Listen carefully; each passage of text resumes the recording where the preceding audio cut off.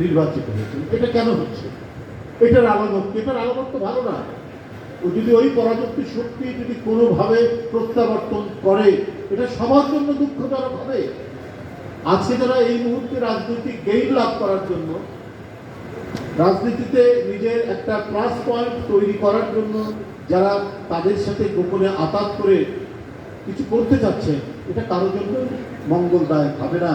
কারণ ওই পরাজিত শক্তির পেছনে আরেকটি বৃহত্তর শক্তি আছে, যারা ইসলামকে টলারেট করে না, যারা বাংলাদেশ একটি স্বাধীন অস্তিত্বে থাকুক। কারণ বাংলাদেশ একটি মুসলিম ডমিনেটিং কান্ট্রি, এটা যার সংবিধানের মধ্যে আপনার বিসমিল্লাহির রহমানির রহিম আছে, এই রাষ্ট্র ধর্ম ইসলাম আছে, এটা তারা কোনোদিনই পছন্দ করবে না।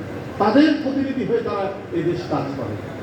এখানে কোনো কিছুই ইসলামের বৈশিষ্ট্য তারা রক্ষা করতে চান না। যদি তাদের প্রত্যাবর্তন হয়, এটা কারোর জন্যই মঙ্গলদায়ক হবে না, বরং এটা এক ধরনের ভয়াবহ পরিস্থিতি তৈরি হবে।